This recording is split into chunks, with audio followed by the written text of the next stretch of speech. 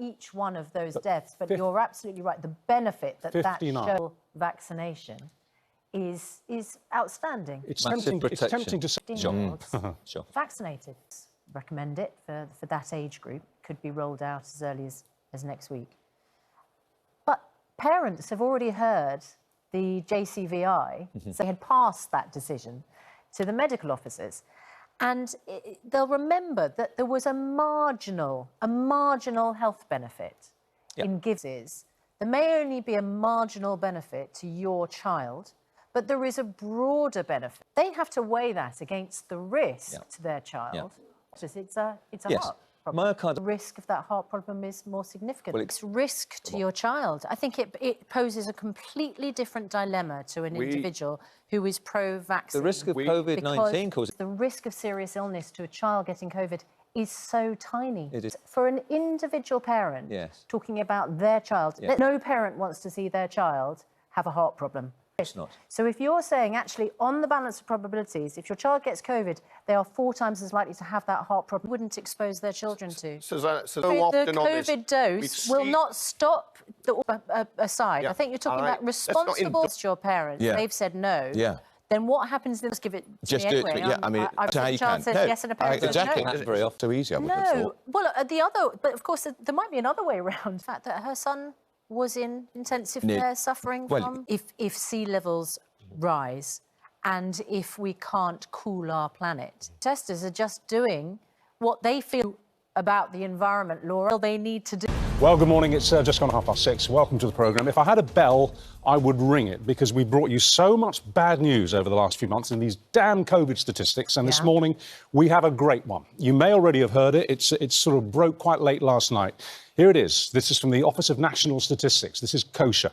Only 59 people who'd been double vaccinated and without any serious underlying health problems died from COVID out of 50,000 deaths in England this year. I'll repeat that. 59, only 59 double-vaxxed people died out of 50,000 deaths. And I know your focus on figures and on that many deaths is never good news. Well, 50,000 not deaths from COVID. We have to be sensitive about. Apparently, he said that there will be no more lockdowns, and a statistic like this would lend much power to that elbow. But it might not be him because he's just lost his mother.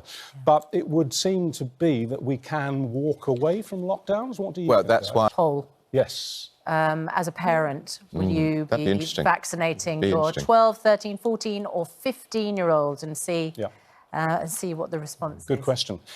Just going back to Boris. Laura's going to be doing up there. Laurie, it was great reports yesterday, with, is the spokesman for the body that decided to shut off the M25 yesterday and sit down and block the track. Children's vaccines and what we do.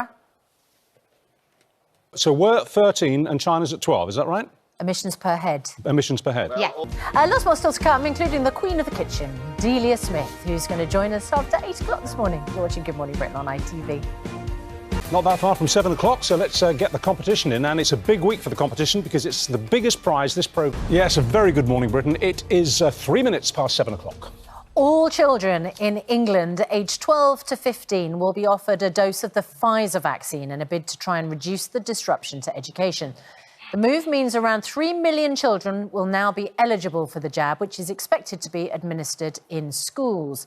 The government says parental consent should be given, but children will get the final say. Well, Nick Dixon is running a poll on this, whether you would get your 12 to 15-year-old vaccinated. It's obviously already caused a very intense debate here on the programme.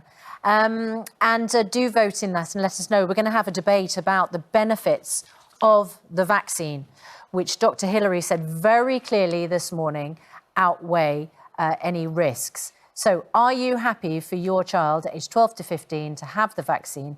And already a majority saying yes. Obviously, 42% saying no is a significant number. And it would be interesting to know what would happen in that situation in the room. If the parent says, no, I don't want you to have the vaccine, but the 15-year-old goes to the school that day that the vaccines are happening and going, right, get it in my arm because I want to be safe. Well, maybe hold your vote until we've had the debate, which is going to be in about 5 or 6 minutes' time. We'll have about a 10-minute talk about it. We'll get both sides and then maybe cast your vote then, and, you know, with a bit more information. Anyway, here's Charlotte now with the rest of this morning. Thank you. Still ahead on Good Morning Britain. All he's ever wanted his entire life is to be... Absolutely fascinating about how you get addicted to gambling and how it grips you for life, and it's a constant fight to keep free of it, more than almost any other addiction. It's an absolutely fascinating story. As Susanna says, that's live after 8. Now then, we're going to get the news and the travel and the weather wherever you're watching. See you in a moment. We are all back together again, getting some really interesting comments from you about vaccinations for children 12 to 15. Bex on Twitter says, and this really echoes what you were saying, Susanna, I didn't hesitate with my own vaccine, but I have literally no clue about my 14-year-old daughter. The guilt associated with parenting is bad enough in general, but working out this decision is horrendous. Well, we hope to give you some clearer thinking on that because we'll be talking about it very shortly. Still to come with 12 to 15...